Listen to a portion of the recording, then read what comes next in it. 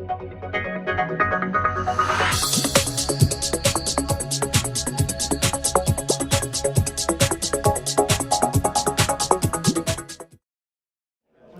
Good morning, everyone. Welcome to the 15th Annual SPAN Ohio State Conference.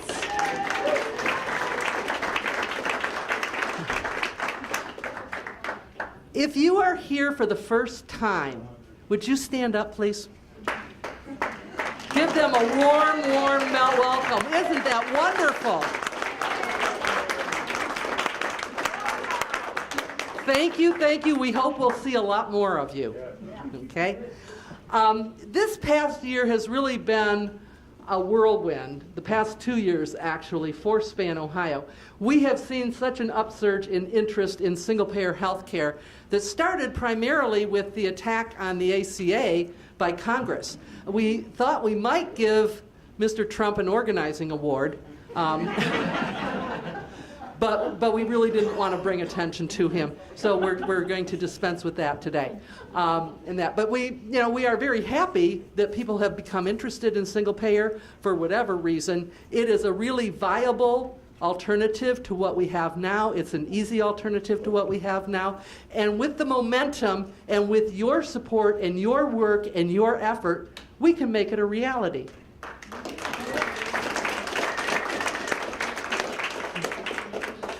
In this past year, we also saw a new sponsor come forward in the House of Representatives. The sponsors that we had for our bill before were term limited, and they were not in the House of Representatives, and at first, no one was picking up the bill. But we did find Teresa Fetter and Bernadine Kennedy Kent, who came forward and said, "We'll carry this bill." And they did. And this bill was introduced into the House of Representatives last December with more co-sponsors than it has ever had in history. So say what you want about Ohio, but the momentum exists here too, as well as at the national level. So I want to also bring attention to some of the people that are here today we have some out-of-staters. We're becoming a multi-state organization. Bob Heidechek, where are you? Well, we went to look for some. There's Bob. Bob is from Midland, Michigan, where I grew up. Small world. And we also have Sue Saltmarsh from Illinois. Stand up.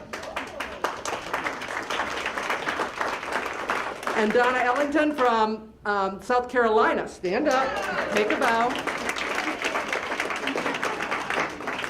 Okay. Bob does a website, 1 million people for single payer. What's the name of yours? MedicareForAll.org. Okay, MedicareForAll.org. And Sue and Donna are the brains behind DUH. Does America need a new healthcare system? Yeah. Okay. DUH began as the demonstration for universal health care and then became the drive for universal health care. Then we were back to demonstrating in Washington, D.C., and now it is the demand for universal health care. So we want to welcome them, give them a very warm welcome while we're here. I also would like to introduce all our members of State Council. Will you please stand?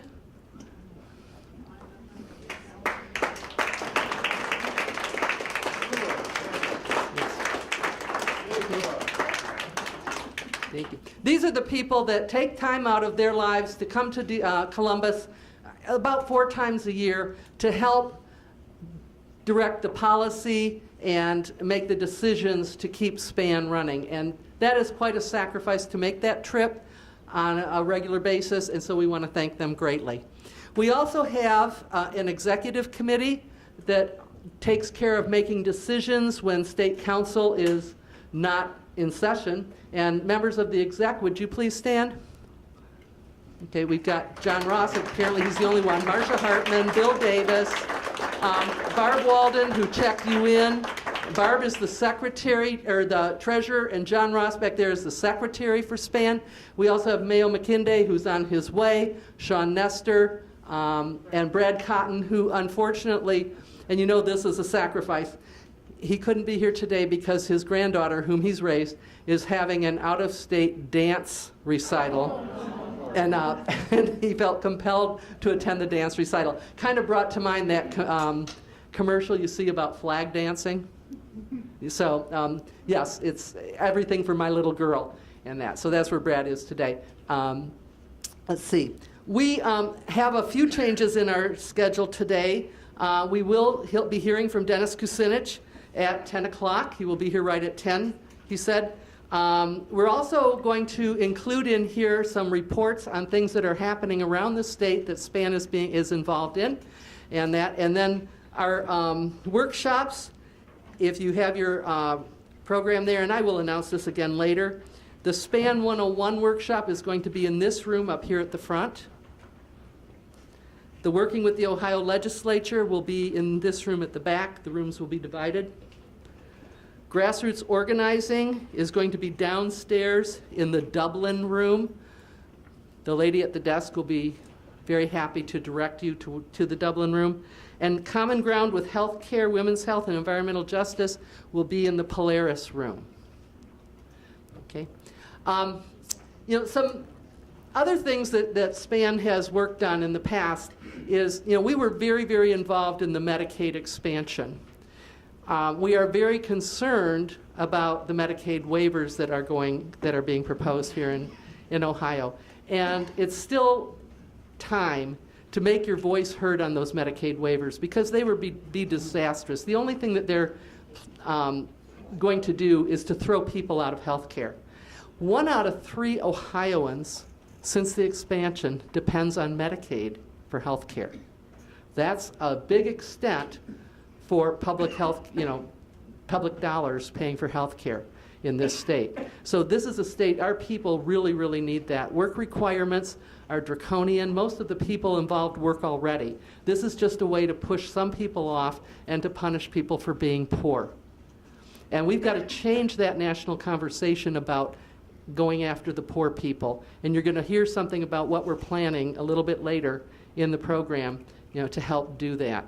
But please make your voice heard concerning the Medicaid expansion in Ohio.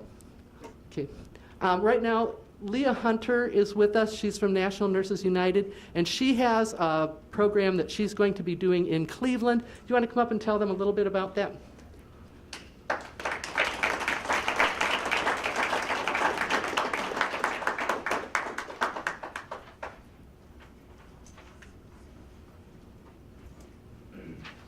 Thank you so much for having me today. Again, my name is Leah Hunter, and I'm working with the National Nurses United, and I'm working on their National Medicare for All campaign. So I'm really excited to be here today with SPAN. So what we are really trying to do is change the national conversation around Medicare for All. It's like our healthcare system is now broken. Folks need to be able to access not only affordable but quality health care. So I'm working on the Medicare for All campaign. I'm actually hosting a forum coming up. I'm working out of Cleveland, but I'm gonna have a forum, and it's really just to kind of talk about what is Medicare for All. A lot of times, folks don't really even know how to talk about health care. So I want to put it in a simple way where everyone can kind of relate. And I also want to talk about Medicaid, Obamacare, Medicare, and just to kind of talk about some of the pros and cons and the benefits of all of those and why Medicare for everyone is actually the solution. So I do have some flyers during the break. I'll make sure that I'll pass them around. But if you guys had like a pen and paper and you just want to jot down some of the information now, the forum is going to happen on June 7th, and it's going to start at 6 p.m. at the Lakewood Public Library in the auditorium. And that address is 13229 Madison Avenue, and that's in Lakewood, Ohio. And again, like I said, I do have flyers. I also have petitions if folks want to get involved and be entered into our database so that you will have a calendar of what we actually have going on, not only now but in the future as well, feel free to get with me so I can get you signed up. Thank you.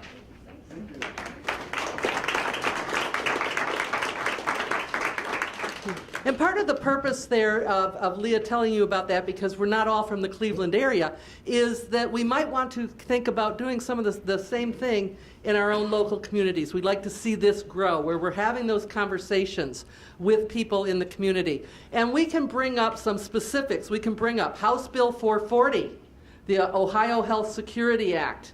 And what will that do for you if it is passed? Or not if, when. Okay, what will that do for you? Be specific about that. We've got Senate Bill 91. What will Senate Bill 91 do for you? The Ohio Health Care Plan. These are companion bills that are in the Senate and the House of the Ohio Legislature. They're identical and that. So use those bills. What will we get if we pass those, when we pass those bills? How will it affect you? And hold that conversation. How does it compare to what we have now? Yes? I just want to bring something up that one of our members brought to a group. And I was sitting there watching him speak, and it just meant so much. It was so specific. And we were in Willowick, and what he did was he took Willowick, which is a small city in northeast Ohio, and he took the city of Willowick and what they're currently spending on health care benefits for all their employees. And then he took House Bill 440 and applied it. Here are the numbers. $1.4 billion versus $300,000. That's dramatic. We can go to any city and show those numbers, and to any school district and show those numbers. So we've got talking points here. Yeah. Well, and one of the things that we're doing, and that's using the formula that's in the bills, one of the things that we're doing is that we also have commissioned an economic impact study for the state of Ohio that is being done right now.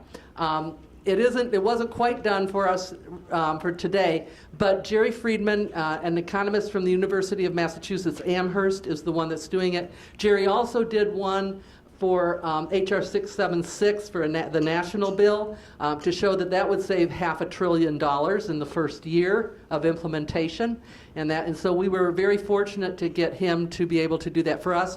We're going to have up-to-date numbers about how Ohio can fund as close to single-payer program as we can get. But when it comes to the healthcare, all of us are subject to the bad parts of our healthcare system, and I certainly have experienced my own in that. And I had a recent experience. I became eligible for Medicare, and I was put on Medicare April 1st. And my orthopedic surgeon wants to do a knee replacement. We've been doing, conservative care for the last 2.5 years, and it has not helped any. And so it's time to do the knee replacement. So I got turned down. I was denied. And I called and I said, yeah. And I asked why I had been denied, and they said, well, you didn't do conservative care for 3 months. And I said, no, I did conservative care for 2.5 years. Now, well, you got to do it for 3 more months. Those magical 3 months. Then they wanted to do a peer-to-peer review with my doctor, and so that she could plead her case to an ear, nose, and throat guy to decide whether or not I could have the knee replacement. But I'm a squeaky wheel, and I called the people in charge, and we did get notice on Thursday that I have been approved. But the problem is with that whole scenario, it took 3 tries. It's the stress that you put people under. Like, you mean I have to keep. Point out that this was Aetna, not Medicare. Well, it was Aetna Medicare, and it was under STRS. And yes, and that's true. If I had been under original Medicare, I would have been approved probably right off, because I fit all the requirements for it, and I pointed that out to Aetna, and I pointed that out to STRS. And I think it was the phone call to STRS, because I get my insurance through them, was the one that made the difference in that. Because she called it up and she said, let me look at your file. And I thought, how does she have my file from Aetna? Well, it's because STRS calls the shots there and stuff. So you have to be a squeaky wheel. But not all people can do that. Not all people can advocate for themselves as well. And there's, the first thing that hits you is that emotional, stress of how much longer do I have to crawl up the stairs? How long is it going to be before I can go up the stairs upright like everybody else does? How much longer do I have to stay awake every night because my knees are throbbing? And now that you've gotten approved and you're gonna have the surgery, you've used up all of your rehab prior, and so now you won't be able to get any kind of therapy afterwards. No, I will. I will. That's not a as problem. much as you might have. No, I'm fine on the therapy afterwards. So not an issue there and that and stuff. So, it's going to go forward. But I always worry about those who don't get it, those who give up. And we have so many people. And it's not to say that there would never be a denial for things that people don't need, in a single payer system. But gee, we have to do something to make it better so that people don't go through what I did this last week. It was horrible. And I think if I'm feeling like this, what does everybody else feel like? That's the issue. I know too much to give up. And I did call Alice, who is a former director of Medicare here in Ohio, and I said, how do I get them? She says, well, do you want your surgery or do you want to bring down Aetna? I said, I want both. Well, okay, you could try this. So, you always do those things and stuff. One of the issues that was brought up in the questions to Dennis Kucinich was about healthcare deserts and then the overabundance of healthcare providers and services in wealthy areas. No other way to put it. We've seen this happening when we saw the closing of the Lakewood Hospital and then the move out into the richer suburbs. And we are seeing it again down in the Dayton area with the closing of Good Sam Hospital.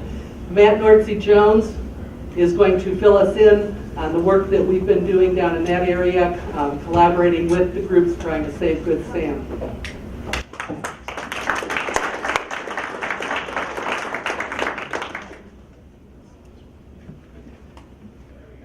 I'm NJ. I'm a physician actually down in Dayton. I'm the regional coordinator for Region 7 for SPAN. And thank you guys so much for coming here today. It's awesome to see so many people. As Deb pointed out, I just wanted to talk a little bit about the disaster that is hospitals closing in this state and honestly around the country, as we've seen over and over and over again. And we got to make sure as SPAN we do an amazing job pushing for healthcare for everybody in this state.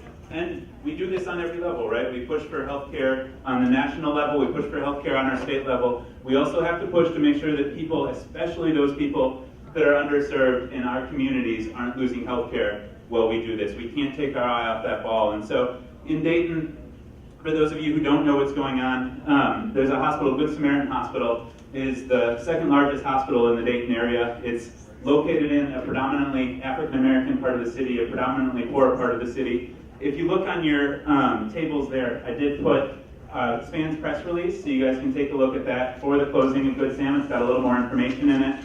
And if you don't have enough of those, I have more of them. You can feel free to find me later on if you want one. But there's a lot of problems with the way our system is set up right now. We already talked a little bit about this. But right now, our system is incentivized to make sure that hospitals cover those people that have the money to pay them, that have the insurance to pay them, and to leave behind everybody else, and that is a disaster. So, and this isn't just happening here. There's actually been studies of this. University of Minnesota did a study looking at closing of maternity wards and the fact that it results in more and more kids being born either in ERs that don't have maternity wards attached. It increases the infant mortality rate, which is already a disaster in Ohio. So infant mortality obviously is an important indicator in the overall health of the community. And in 2015, Ohio had the 11th worst infant mortality rate in all of the United States. Montgomery County's rate, where Dayton is, was even higher than the state of Ohio. And those communities right around Good Sam Hospital where they're closing were even higher than Montgomery County's. We're talking about infant mortality rates that are the worst in the developed world. So, and one of the things, so Good Sam Hospital itself is owned by Premier Health Partners, which is one of the biggest hospital groups in Southwest Ohio. They're technically not for profit, right? But their CEO makes $1 million a year, so explain to me how that one works. Unfortunately, Dayton, Ohio doesn't have a university hospital, so we have no non-corporate hospital group. We have two very big corporate groups, Kettering and Premier Health. And currently, Good Sam Hospital employs about 1,600 people, so we're not just talking about health, we're actually talking about the economy of the region too. In many places, rural and urban areas, we're talking about one of the biggest employers in the region, and that is definitely true in Dayton. So this doesn't just affect people's health, although that certainly is important. And keep in mind when we're talking about these not-for-profits, of the 20 highest paid hospital execs in the Dayton area, on average they take home more than $700,000 in salary in a year. That's the top 20, with the top 5 earning well over $1 million a year according to the Dayton Daily News. And these hospital closings are not something they want to put in the front page. They're not something they want us talking about because they know the community will rise up against it. And they know that we can stop this. And that's what I'm going to talk a little bit about, how we can make this happen as SPAN, as a community as a whole. So the closing at Good Sam was announced just back in February or March. And it was announced, took the city by surprise. And they said that literally until it was announced, they had no idea what was going on, even though this has been talked about amongst Premier for a while. They scheduled the closing for the end of this year. They've already moved that up to August because the longer they take, the more people will organize. So they're trying to do it as fast as they can, and they've already closed down the maternity ward. And keep in mind, the next closest hospital that has inpatient obstetrics is 15 to 20 minute drive away. We're talking, I actually met a lady, I was on a TV panel talking about this very issue. You can look it up on YouTube, a program called Citizen Impact. We talk a little bit more with some of the clergy in the area about what's going on at Good Sam. But a lady came up to us after that talk and said, my son was born at Good Sam Hospital, and who is now an adult, but she had driven to the hospital herself when she started to go into labor. Her water broke in the actual parking lot of the hospital. If she had had to go any further, that kid would have been born in the car. And that is why this matters so much that we have local hospitals where people can go and get the care that they need. So, Premier, as I said, has been in the process of closing many other things. They actually, just a few years ago, cut in half their primary care residency programs because they know that they lose money off of these. They've spun off many primary care offices into federally qualified health centers, so they're separate now from them. They don't have to pay for that primary care, because they make money off of things like cardiac caths and colonoscopies.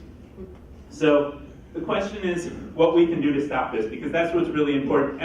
All of you here, we can have a hand to take in stopping all of these hospital closings, not just in Dayton. There's a really good group in Dayton called the Clergy and Community Coalition. They have been having protests at Good Sam Hospital. They are involved, they're members of the community, members of the clergy, that are making sure that people don't forget about this. That lady that I talked about actually came up to us after that show and said, I thought this was a done deal. She's like, I definitely oppose this, but I just didn't think there was anything I can do. So making sure that we stay loud and say, hey, there are people doing something about this, we really can make a difference, is how we get other people involved, because everybody cares about this. They really do. Everybody is impacted in this.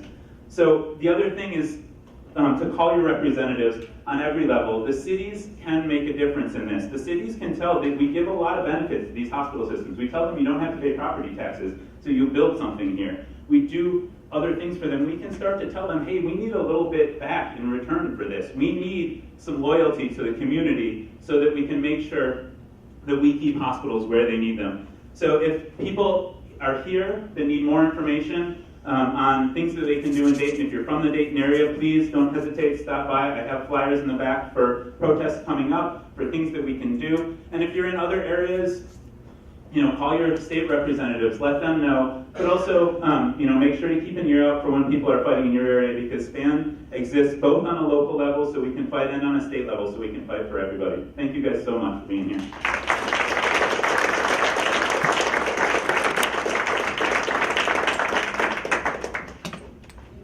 Okay, well, Bill is doing that. In addition to Good Sam, another hospital closing this year was Affinity Hospital in Massillon. And the people of Massillon now have to go to Canton for their care. And that one was a for-profit hospital that closed because they said they couldn't make the hospital profitable. I think it was more a labor problem that they had because they had been ordered time and time again by a judge to sit down and negotiate with the nurses at the hospital. And the way to get out of that was to just close it down. The other part of that is we do know that there are some healthcare deserts here in Ohio, and some of them were exacerbated by the exchange with no insurer would sell insurance in those counties. The state scrambled and found somebody to sell insurance in some of those counties, and in all of them, but the problem was there's no one that takes that insurance in the county. Tim Kettler, can you tell us a little bit about Coshocton County? And It's a wonderful place to live in the Appalachian foothills. I moved there from Cleveland. I was born on East 84th in Chester, and it took me about 32 years to move there, and it's almost heaven, except for a couple of things. One of them is we are served by one health insurance company. One. 52% of Ohio only has one health insurance carrier in their county. But it gets better because there's one hospital in Coshocton County, but for some reason, I expect it's profit, they don't accept the only health insurer in the county. So if you live in the eastern part of the county, you have two choices, well, three choices. You can travel to Canton for a hospital, you can travel to Oberlin for a hospital, or you can travel to Newark, which is 54 miles away, and it's the closest. There's one health clinic that accepts the insurance. It's staffed by PAs and nurse practitioners. They're fine people. We love their care, but they're overworked. Medicaid, there are 24% of the county's population receive Medicaid, and my mother at 91 years has just been moved there this month. It took 2 months to wrestle through it. This is a person, and this goes back to what Dennis said about stress in healthcare. In 2004, they lived in Florida, lost their home to Hurricane Charlie, and I saw what stress did to both of my elderly parents. When they moved to Ohio in 2010 to be close to my family, my dad passed away immediately, and my mom's been on her own since then. Eventually, her money ran out, and to see what this did to her as she aged and couldn't be consoled that we were on top of things and Medicaid was going to be there, it caused a lot of worry for her and for us, because frankly, the thought of your 91-year-old mom being on the streets is pretty devastating. There's no reason for this. We have a health care story in my family that my wife is 64 and she's paying $1,200 a month because she's in that wonderful bracket that they created when they got rid of the ACA. Yeah. My son lives with mental health issues, and that really is hard to learn because treating mental health is a fly by the seat of your pants, trial and error. You have to live with people who can't take care of themselves simply because they resist their treatment. It's a very insidious thing. The mentally ill people in this state are tremendously underserved. And this is the justice issue beyond all of us needing health care.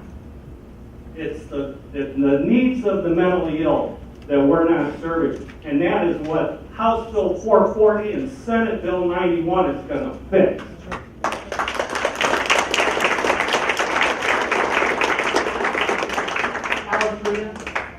I wanted to address the Good Samaritan issue.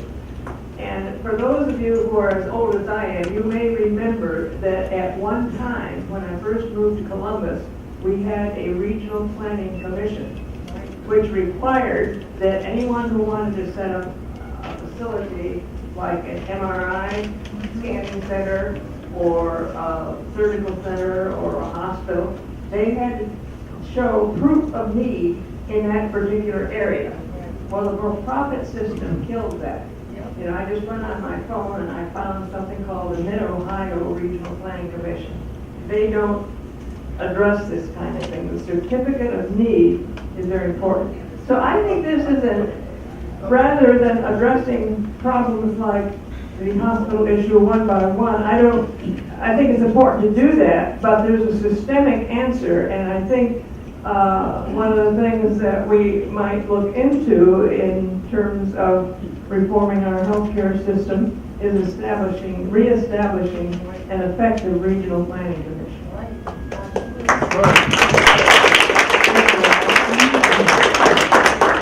Jerry Friedman, who's doing our economic impact study, reminds us that the difference between nonprofit and for-profit is that nonprofit doesn't pay taxes.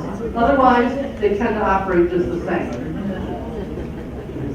And we also know that there is a lack of healthcare resources in Massillon County.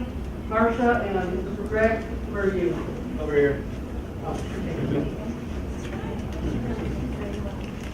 Can you just briefly tell us a little bit? Yeah, so I moved back from Wisconsin 2 years ago in June. It'll be 2 years to care for my father. And I was fortunate that I could quit my job and still be on and lose my health insurance there, but because of the actions of, it's hard for me to say, but because of the actions of the governor, I could actually receive health insurance. I was on Medicaid for 15 months. And so then, in June of last year, just after my father passed, I was able to start making income again. And so I soon learned that I was not going to be able to be on Medicaid anymore. And so I was immediately looking for ideas of what to do. Do I lie and say I'm living one county over in Newark and just create a false address with my friend who lives there so I can get health care there? Or where do I move to Columbus? Or what do I have to do to not lose my health care coverage? And so fortunately then in June of last year, they announced that they had come to the agreement with all the healthcare companies that they would divide up the state, and so Muskingum County also got CareSource. So that was great until then we received notice from every clinic and provider and hospital in a 45, 50-mile radius that they weren't going to accept this health insurance. So I've gone from having health care and no insurance to having health insurance but no health care. And I realized how many people were getting paid enormous amounts of money to tell me that I wasn't going to be able to get health care when I was paying $300 a month plus another $300 a month government subsidy to go toward this.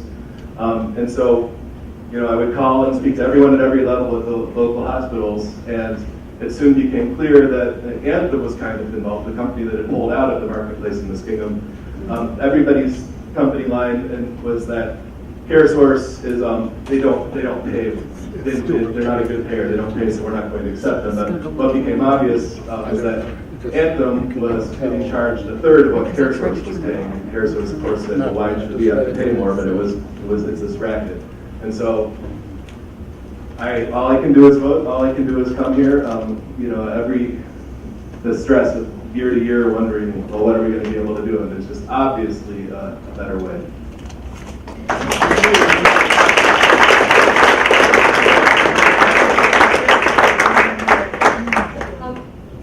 One of the things that Span, Ohio has been doing in the Cleveland area, and I encourage people in other areas of the state to do this, is to get involved with the Poor People's Campaign National Call for Moral Revival.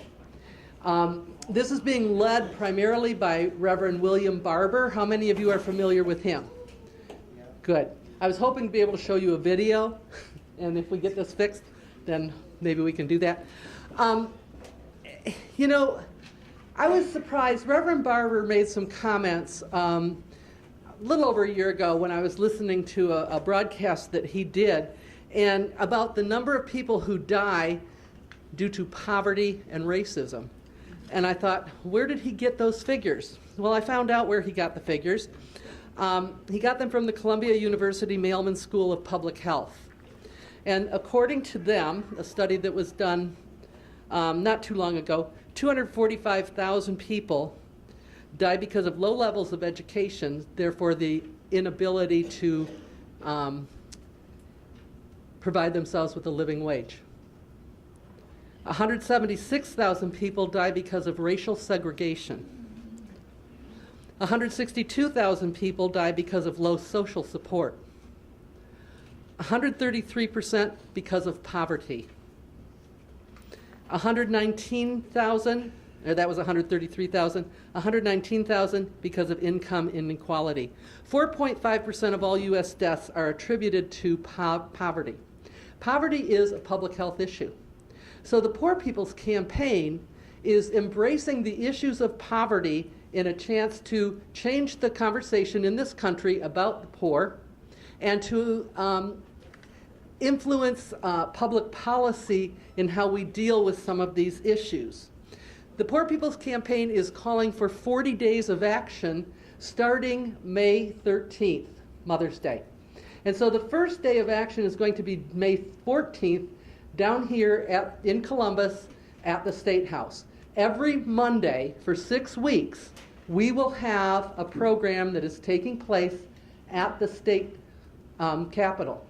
It is going to be very, very disciplined, and yes, I know everybody's going to want to say, well, can't we do it at home instead? No. This is a national program. We are meeting in the state capitals.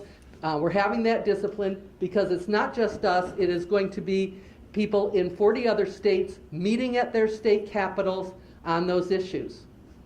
The health care issue is June 4th. SPAN Ohio has been given the opportunity to do the program for the health care issue at our State House.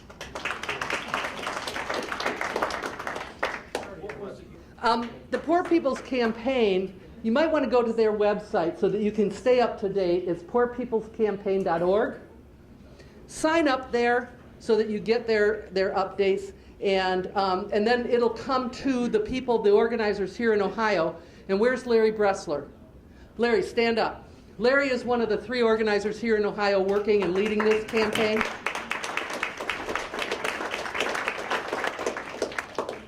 Okay. And so the people in Ohio will get the information, and then they can give you specific information about the events that take place. One of the things I want to tell you about with June 4th, I'm hoping all of you can be there, first of all. Okay? I need everybody there. Secondly, it will start with training, because these programs, there's going to be a program, but there's also direct action. It's called Nonviolent Moral Fusion Direct Action, a big long term for civil disobedience. Does everyone that is there have to participate in civil disobedience? No. But those that want to can. And the reason for that civil disobedience is because when we have a nice rally at the State House and we give our speeches, nobody pays attention. But if 200 people are peacefully arrested at the State House protesting our current healthcare system and the need for change, that becomes evening news. And when 200 people in 40 state capitals are arrested, that becomes national news. And that's what we are trying to do. So what we are planning for the healthcare portion is we've got the Eyes Wide Open Healthcare that the Circleville Quakers made, and they donated to SPAN. So we're hoping to bring that down to Columbus, and we'll make the setting up of it part of the program where people bring those crosses and other religious symbols over and put them in the stands to represent someone who has died because of lack of access to health care. Those deaths are 28,000 a year in the U.S. So we will represent them. We will have a eulogy for them, a requiem, and the direct action will be going into the State House rotunda and having a die-in. Now, here's what we need for some of that. We need people that are going to bring those down. We need people that are participating, and people that will take them back home to Toledo at the end. We also need, where are my doctors? I need hospital gowns for those that are getting arrested. So let me know how many you can supply, and then how many of you can come. I need more hands. I need to see more people. This is going to be 2 weeks after knee replacement. I'm going to be there. All right, we're going to start at, and we don't have a location yet. That's why you need to sign up here so that you can keep informed. We're going to start at 11 o'clock.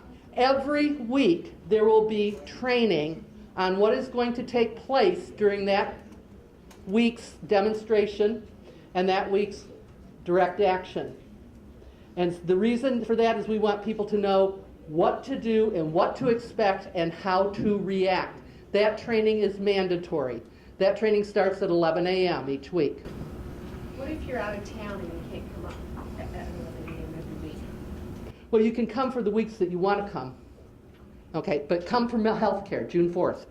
That's the one I want you there for. I need to have you there for. So the training, it is critical so that if you do take part in the direct action, that you know what to do. But also, if you're taking part in the event at all, you know what not to do. We do not want any kind of behavior that will detract from the mission. It has to be highly disciplined and very non-violent. Okay. How many of you saw the movie Selma? Okay, they did a good job there of representing people when they were marching across the bridge. They dressed up in their Sunday best. They were representing, your good neighbor next door, your everyday American person. They were totally nonviolent in the way they did it. They didn't just do that by accident. That took tons of training for those people to be able to do that. And we're hoping that we can do that training in about 2 hours before the event.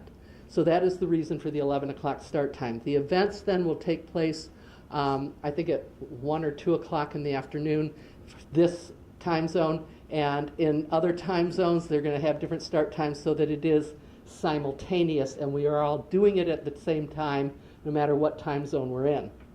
And that. So this is a very, very organized event that we're taking place in. I feel very good for SPAN that we have been tapped to lead the healthcare portion. That tells us a tremendous amount about how we have grown as an organization and how our influence is around the state, that is what we're being asked to do. So. I'm sure that somebody within your SPAN group, Facebook it live too. That's one of the tricks to getting all these coordinated events.